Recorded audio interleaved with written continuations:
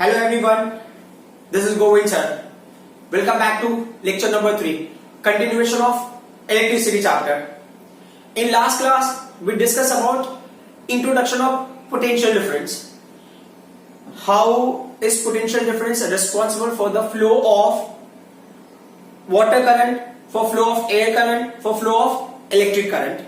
So अगर potential difference नहीं होगा तो कोई भी current flow नहीं होगा. That particular part we understood. And in last class we discussed one more thing कि अगर किसी कंडक्टर में अगर करंट फ्लो हो रहा है, सो लाइक ना ये पॉइंट ए और बी है, तो करंट फ्लो हो रहा है because of flow of charge. तो हम फ्लो ऑफ चार्ज के टर्म ले रहे हैं, तो हम कौन सा चार्ज लेते हैं? हम लेते हैं यूनिट चार्ज. आपको यूनिट चार्ज लेते हो.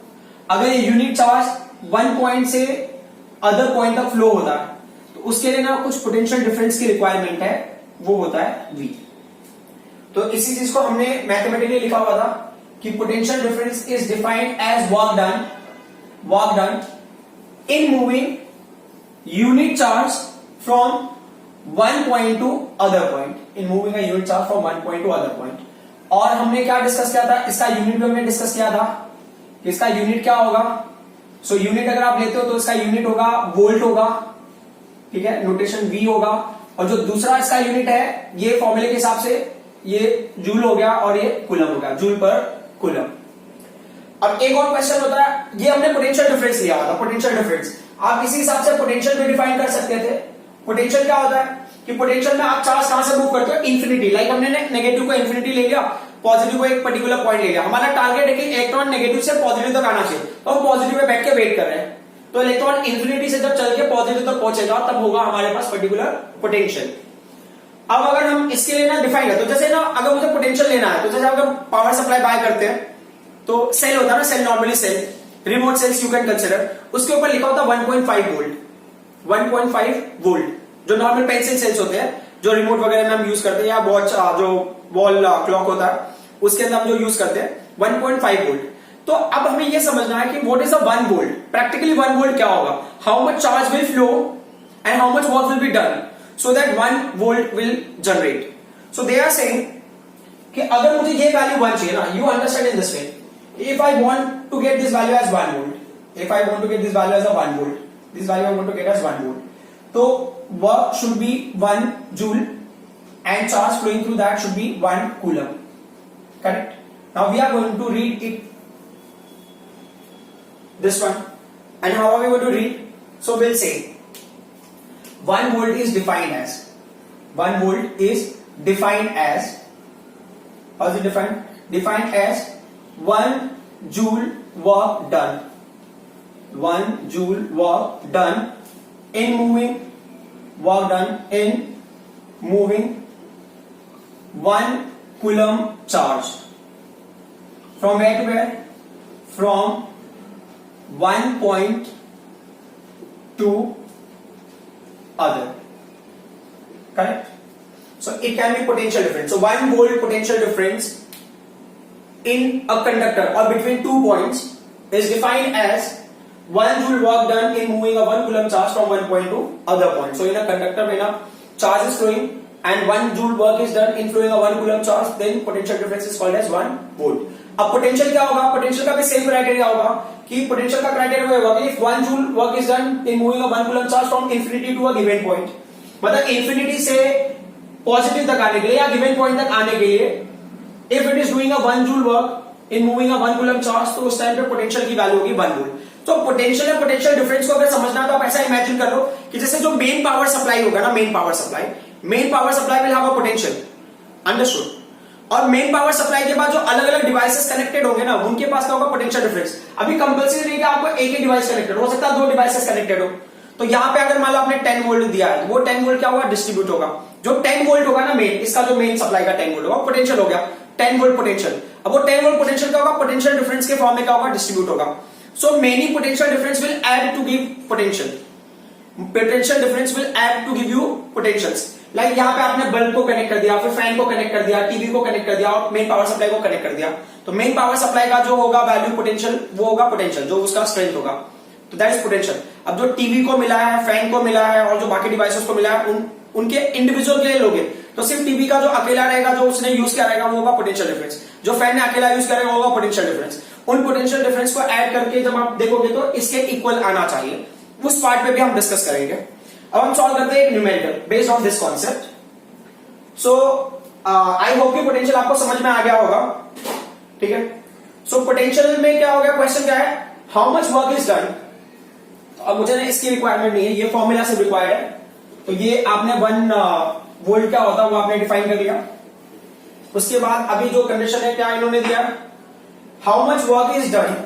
सो पहला पार्ट हो गया जो हमें फाइंड आउट क्या करना है, we have to find out how much work is done. So W is question mark, how much work is done in moving a charge of 2 coulomb.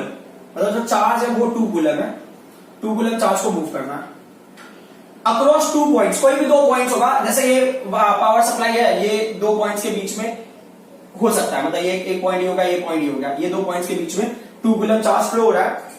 And then they are saying having a potential difference 12 volt. So ये point से ये point के बीच में potential difference क्या 12, ये हो सकता है ना ये 10 है, सॉरी 10 नहीं, मान लो ये 20 होगा, ये 20 में से सिर्फ ना 12 ये यूज कर रहा है, बाकी जो है वो कोई और यूज कर रहा होगा, उस तरह से ले लो। तो जो पोटेंशियल डिफरेंस का वैल्यू है that is given as what 12 volt. But potential difference में या पोटेंशियल लो दोनों के नोटेशन आप सही मिलोगे, कोई इशू नहीं है। तो अब फॉर्मूला क्या हमारे पास, हमने फॉर्मूला क्या है, V इज इक्वल टू क्या हो गया, W अपॉन Q।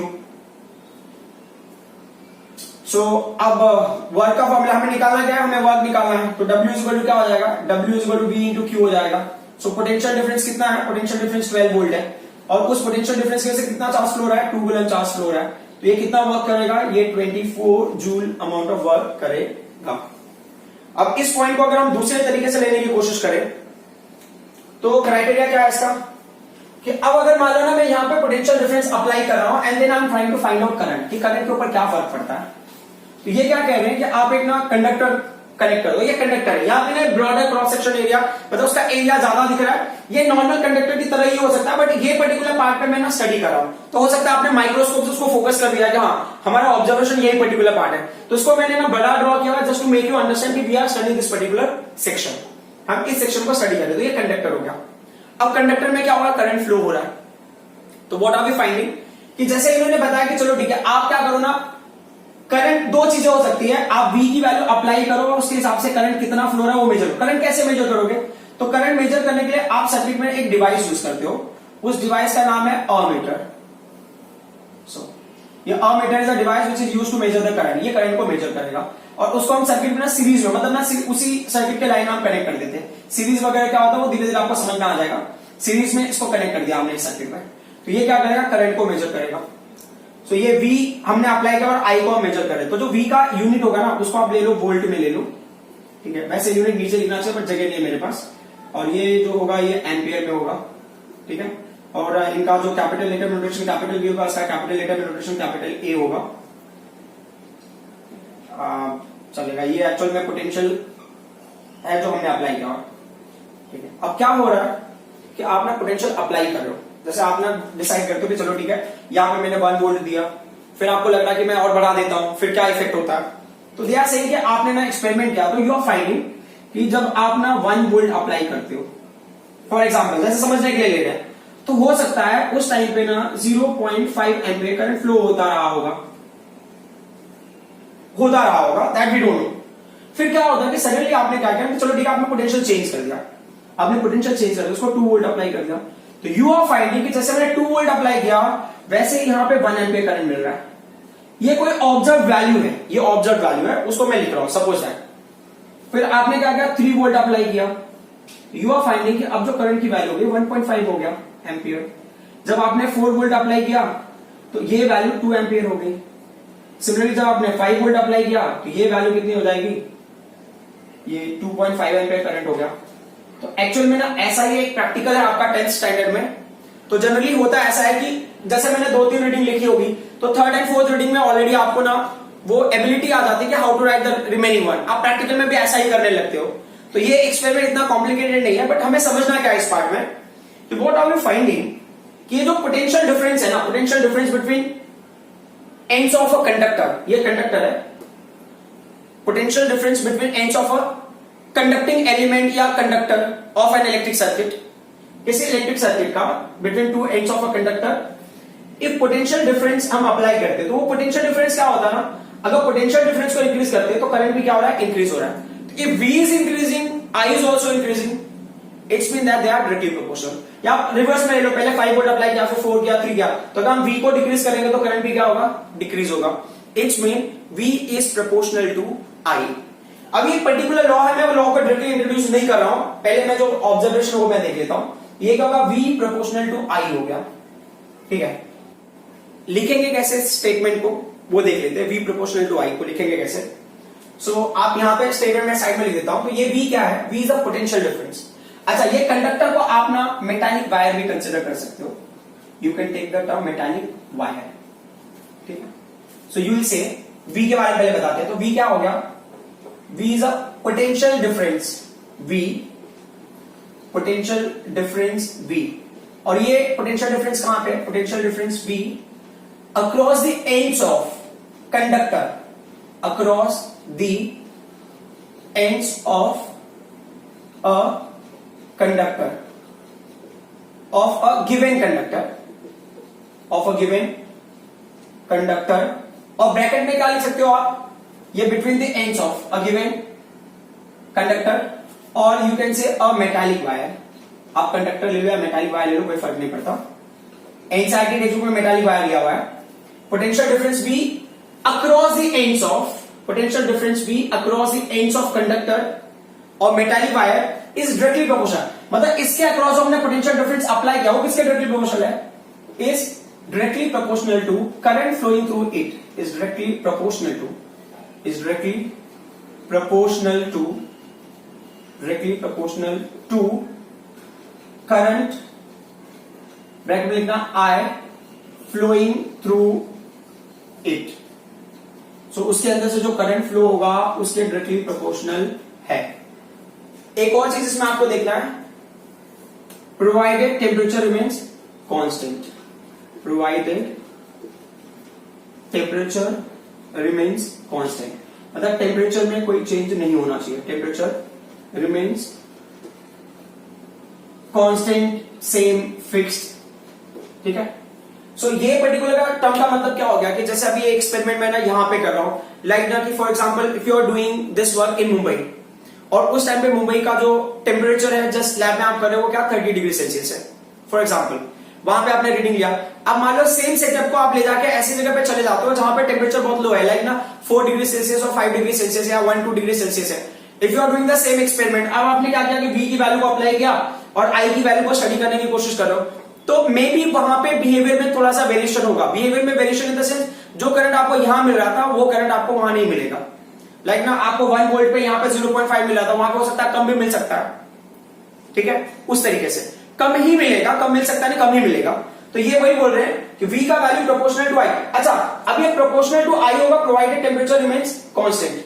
ये तब तक ही प्रोपोर्शनल है एक पर्टिकुलर पैटर्न में, जब वो टेम्परेचर कांस्टेंट है उस टाइम काम कर रहे हैं. टेम्परेचर वेरी करोगे तो उसका बिहेवियर चेंज हो सकता है, इसका बोलने का ये मतलब है.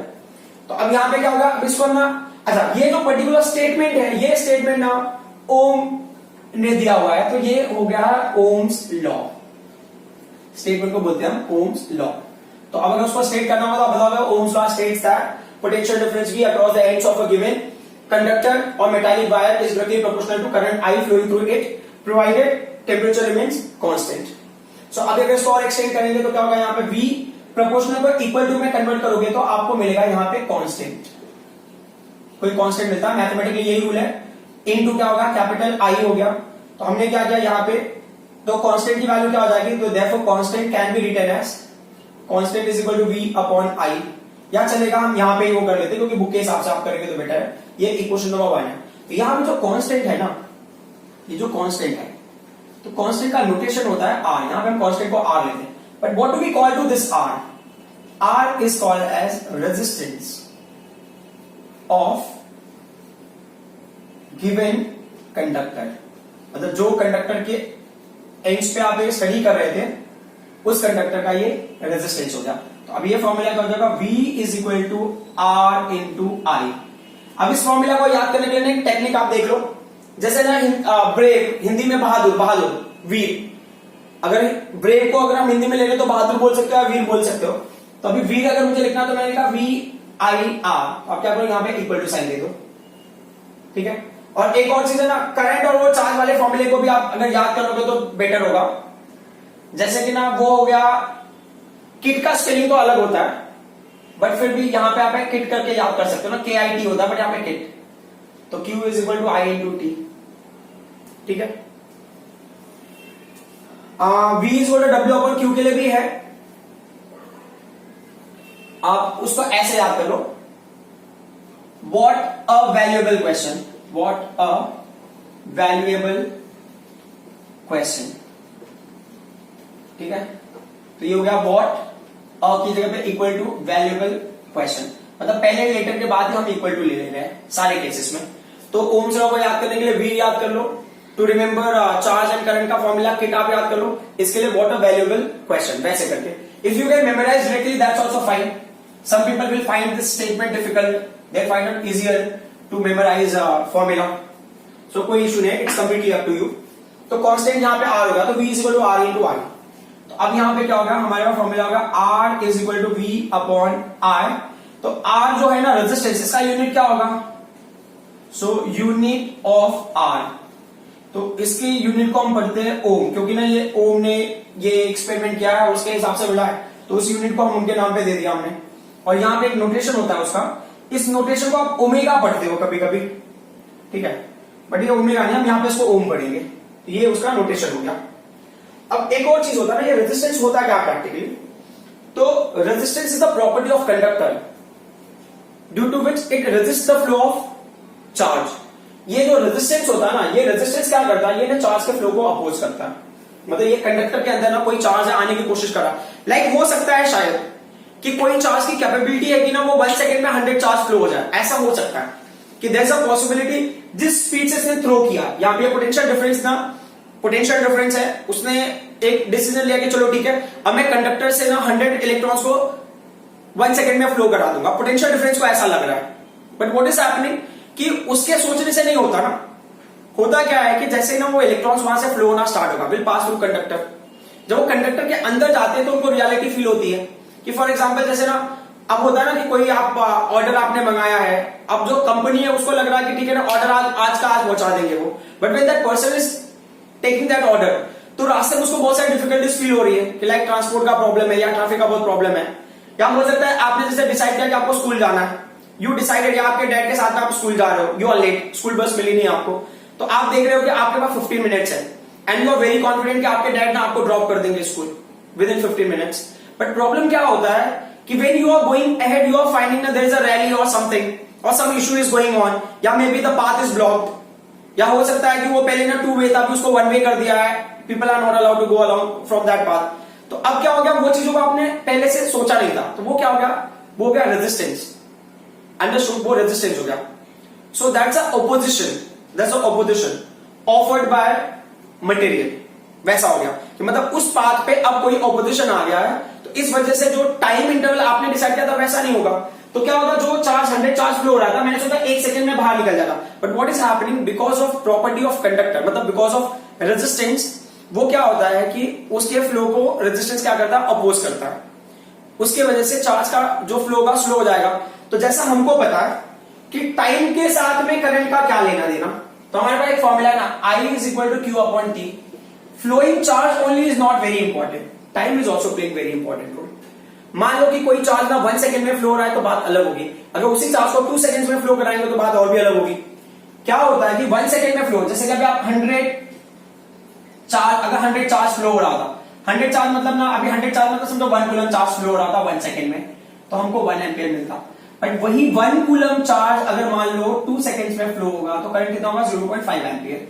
करंट की वैल्यू कम हो गई। करंट की वैल्यू क्यों कम हो गई, बिकॉज चार्ज को डेस्टिनेशन तक पहुंचने में टाइम लगा। डेस्टिनेशन तक पहुंचने में क्यों टाइम लगा, बिकॉज ऑफ रेजिस्टेंस। तो रेजिस्टेंस क्या होता है, resistance the property of conductor due to which it opposes the flow of charge. Resistance is the property of conductor due to which conductor opposes the flow of charge, उसको हम बोलते हैं resistance.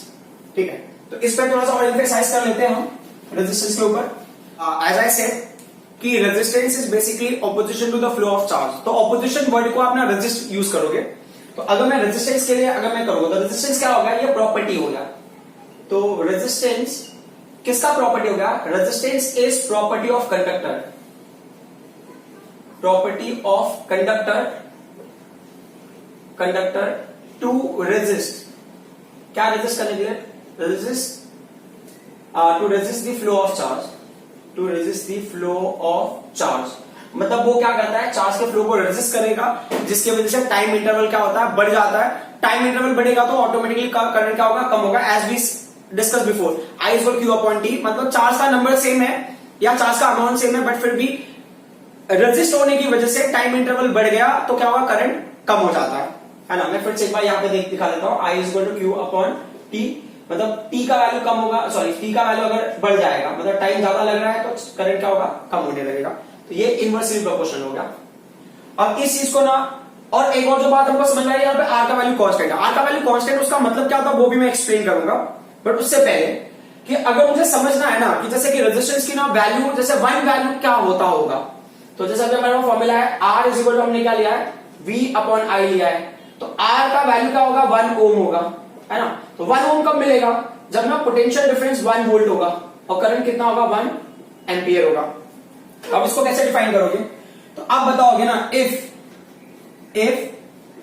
1 volt potential difference is applied, 1 volt potential difference is applied, कहां पे आपने apply किया है, applied across the ends of a conductor, across the ends of a conductor, ठीक है।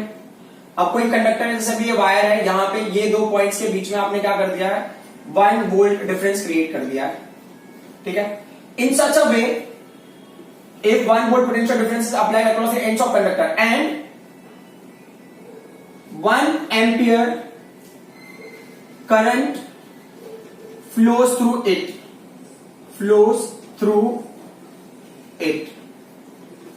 करंट फ्लो हो रहा होगा, मतलब आपने किसी दो एंड्स के बीच में, मतलब किसी कंडक्टर के एंड्स के बीच में आपने क्या किया, 1 वोल्ट पोटेंशियल डिफरेंस क्रिएट किया, जिसकी वजह से वहां पे 1 एम्पियर करंट जनरेट हुआ रहेगा या 1 एम्पियर करंट फ्लो हुआ रहेगा।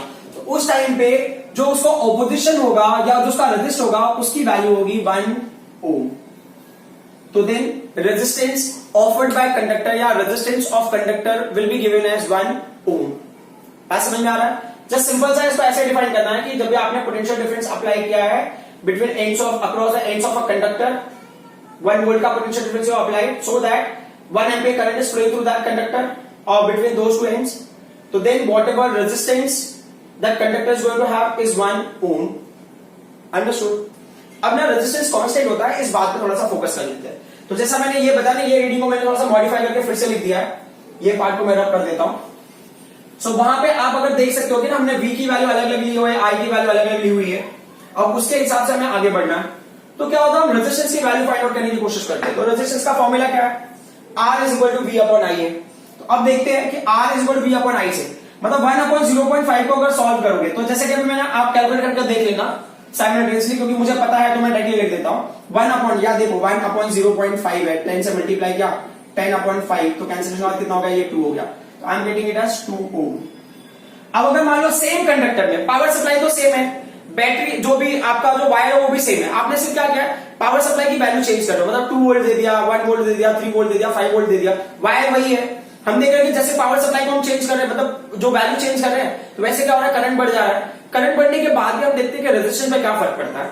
तो हमने देखा कि रेजिस्टेंस 2 ओम है। अब हम क्या किया ना, हमने उस वायर के अक्रॉस पोटेंशियल डिफरेंस को बढ़ा दिया, तो 2 वोल्ट हो गया, करंट का होगा 1 एम्पियर, तो 2 अपॉन 1 क्या हो जाएगा, 2। तो अभी भी रेजिस्टेंस 2 ओम ही है। अभी क्या 3 को हमने 1.5 से डिवाइड किया, तो ये भी क्या होगा 2 ओम, ये भी क्या होगा 2 ओम, और यहां पे भी क्या होगा 2 ओम। सो ये तो कमाल हो गया। So the main thing is that कि कोई वायर आपने लिया है, जब तक ना उस वायर का टेम्परेचर कांस्टेंट है, जैसा हमने ओम्स लॉ डिफाइन किया हुआ था कि potential difference between ends of a given metallic wire is directly proportional to current flowing through it provided temperature remains constant. जब तक कि टेम्परेचर कांस्टेंट है तो वो प्रोपोर्शनल है, मतलब क्या, रेजिस्टेंस क्या होगा, कांस्टेंट होगा। रेजिस्टेंस तब तक कांस्टेंट होगा जब तक कि उसका टेम्परेचर सेम रहेगा। तो आप कितना भी करंट फ्लो कराओ, कितना भी करंट ऑब्टेन करो, कोई फर्क नहीं पड़ता, उसका रेजिस्टेंस का वैल्यू सेम रहेगा जब तक कि आप टेम्परेचर को चेंज नहीं करते हो। अब हम इसको ना ग्राफिकली भी स्टडी करने की कोशिश करते हैं कि ग्राफिकली ये चीजें क्या होंगी। सो ग्राफिकली अगर आप देखने की कोशिश करते हो तो क्या क्राइटेरिया है इसका कि आप ना एक ग्राफ लेते हो, ग्राफ में आपने क्या लिया, वाई एक्सिस और एक्स एक्सिस का वैल्यू ले लो, ठीक है, और उसके अकॉर्डिंगली हम वैल्यूज को प्लॉट करेंगे। सो यहां पे क्या लिया हमने, अब आप ना जो भी है आप एक्स एक्सिस वाई एक्सिस आप टर्मिनल चेंज कर सकते हो, चॉइस आपकी अपनी है, ऐसा कोई फर्क नहीं पड़ेगा। मतलब आप यहाँ पे v ले सकते हो, यहाँ पे i है तो आप उल्टा भी कर सकते हो, v का यूनिट वोल्ट हो गया और i का यूनिट एम्पियर हो गया, ठीक है। तो जैसा अभी हमने लिया हुआ था ये 1 ampere, 2 ampere, 3 ampere, 4 ampere and 5 ampere पे हमने मार्क कर दिया। थोड़ा सा आगे एक्सटेंड कर देता हूँ स्लाइड को, ठीक है, 5 ampere, so 5 ampere I mark it over here. Similarly this is 1 volt, this is 2 volt, this I need to extend, ये potential difference होगा V volt 2 and this is 3, this is 4, okay थोड़ा सा ज्यादा ऊपर चला गया वो, चलो ठीक है 5 हो गया, मतलब हमने यहाँ पे ले लिया तो इसके टॉप पे रहेगा, यहाँ पे 5 ले लिया, चलो टेंटेटिवली यहाँ पे थोड़ा ज्यादा होगा डिफरेंस। तो ये यहाँ पे क्या होगा, एक्स एक्सिस की वैल्यू मतलब करंट 0 है तो पोटेंशियल भी 0 होगा, ठीक है। ये 1 एम्पियर करंट हो गया, 2 एम्पियर करंट हो गया, 3 एम्पियर करंट हो गया, 4 एम्पियर करंट हो गया, 5 एम्पियर करंट हो गया, या अच्छा उसमें 2.5 तक है तो इसको हम चेंज कर लेते हैं। ये कितना हो गया, 0.5 एम्पियर करंट हो गया, ये 1 एम्पियर करंट हो गया, ये 1.5 हो गया, then 2 ampere current and then 2.5 ampere current. Potential हमने क्या क्या अप्लाई किया है, 1 वोल्ट अप्लाई किया है, 2 वोल्ट अप्लाई किया है, 3 वोल्ट अप्लाई किया है, 4 वोल्ट अप्लाई किया है, 5 वोल्ट अप्लाई किया है। तो अब हम ग्राफ को प्लॉट करते हैं। ग्राफ प्लॉट करोगे तो क्या होगा, ये आपके ना प्रैक्टिकल में भी होगा, 10th स्टैंडर्ड के प्रैक्टिकल में भी ये है कि आप क्या करते हो, एक्सपेरिमेंट करते हो, ओम्स लॉ एक्सपेरिमेंट, आपको ग्राफ में प्लॉट करना पड़ता है। तो अब कंडीशन क्या होता है कि आपने क्या देखा यहाँ पे कि पहला पॉइंट 1 वोल्ट के लिए 0.5 एम्पियर, तो 1 वोल्ट के लिए आपको 0.5 एम्पियर, तो ये 1 वोल्ट 0.5 एम्पियर आपने यहाँ मार्क किया, ठीक है। और 1 एम्पियर इसके लिए क्या हो गया, ये पर्टिकुलर पॉइंट ये आपको यहाँ पे मिला। फिर सिमिलरली जब यहाँ पे आप जा रहे हो तो ये 1.5 एम्पियर के लिए कितना है, 3 वोल्ट, या 3 वोल्ट पे 1.5 एम्पियर मिल रहा है। फिर सिमिलरली 2 एम्पियर कितने में मिल रहा है, 4 वोल्ट पे मिल रहा है, एंड 2.5 किसमें मिल रहा है आपको, वो हो गया 5 एम्पियर वाला, है ना। तो अब इन पॉइंट्स को अगर आप ज्वाइन करते हो तो आपको क्या मिलता है, स्ट्रेट लाइन मिलता है, you are getting a straight line. ये स्ट्रेट लाइन ही इंडिकेट करता है कि V और I क्या है, प्रोपोर्शनल है। मतलब अगर ना मैंने X और Y एक्सिस का ग्राफ प्लॉट किया, यहाँ पे ये Y एक्सिस होगा, X एक्सिस, और किसी ग्राफ का वैल्यू स्ट्रेट लाइन आ रहा है तो इसका मतलब क्या होगा, जो Y एक्सिस की क्वांटिटी और X एक्सिस की क्वांटिटी क्या है, डायरेक्टली प्रोपोर्शनल है। स्ट्रेट लाइन रिप्रेजेंट करता है वो डायरेक्टली प्रोपोर्शनल है। तो अब जैसे कि आपको ये ग्राफ ऐसे मिल रहा है, यहाँ पे स्ट्रेट लाइन, कंपल्सरी नहीं कि आपको यहीं पे लाइन मिले, आपको लाइन अलग जगह पे मिल सकता है, ऐसे मिल सकता है, ऐसे मिल सकता है, ऐसे मिल सकता है, ऐसे मिल सकता है। तो वो डिपेंड करता है कितना रेजिस्टेंस है, उसके हिसाब से आपको ये इंक्लिनेशन मिलेगा, वो लाइन मिलेगा, but the line has to be straight. Straight line का ही मतलब होगा कि रेजिस्टेंस क्या है, कांस्टेंट है। अब इस पर्टिकुलर पॉइंट को हम ना थोड़ा सा और आगे एक्सटेंड करते हैं। इसमें होता है आपको फाइंड आउट करना है रेजिस्टेंस यूजिंग स्लोप। तो एक ना स्लोप का पहले कॉन्सेप्ट आप देख लो। स्लोप क्या होता है, स्लोप जो होता है ना, ये होता है y axis quantity upon x axis quantity, ठीक है। और स्लोप का एक दूसरा जो टर्म होता है, ये होता है एक्चुअल में delta y upon delta x. मतलब y में 2 क्वांटिटी लेना, y2 माइनस y1 ले लेना, अपॉन क्या होगा, x2 माइनस x1। तो ये पर्टिकुलर पॉइंट आपको याद रखना है। अब इसको हम ना सिंप्लीफाई कैसे करते हैं वो चीजें देख लेते हैं। तो यहां पे स्लोप है ना, y एक्सिस पे क्या है, तो आपने ये वाला स्टेटमेंट लिखा, ये आपने लिखा है स्लोप इज इक्वल टू। तो अब देखो y एक्सिस क्वांटिटी क्या है, y एक्सिस क्वांटिटी है v, x एक्सिस क्वांटिटी क्या है, i है। तो v अपॉन i क्या होता है, तो v अपॉन i क्या होता है, आपने अभी थोड़ी देर पहले डिस्कस किया था। v अपॉन i का जो रेशियो होता है वो होता है रेजिस्टेंस, बराबर, ये होता है रेजिस्टेंस, क्लियर। तो अब क्या होगा, यहाँ पे ये वैल्यू हो गई r। मतलब यहाँ पे इस ग्राफ में अगर आप स्लोप निकालोगे तो आपको क्या मिलेगा, रेजिस्टेंस मिलेगा। अब क्वेश्चन में आप स्लोप कैसे निकालोगे, तो स्लोप के लिए आपको क्या y2 minus y1, x2 minus x1 लेना है। तो आप इसमें कोई 2 पॉइंट सेलेक्ट कर लो। तो चलो ठीक है, मैंने डिसाइड किया कि ये पॉइंट सेलेक्ट कर लेता हूं मैं, ये पॉइंट, कोई भी 2 पॉइंट आप सेलेक्ट कर सकते हो, चॉइस आपकी अपनी है, ठीक है। तो इनको ऐसे से ज्वाइन कर दो, ऐसे, मतलब so that you can understand कौन सा पर्टिकुलर पार्ट आपने सेलेक्ट किया। मतलब यहां से यहां तक का वैल्यू होगा एक्स एक्सिस पे, यहां से यहां तक का वैल्यू होगा वाई एक्सिस पे। तो अब इसका कोऑर्डिनेट वैल्यू लेते हैं लोग, x1, y1। x1 मतलब ये कितना है, 1 है, ठीक है।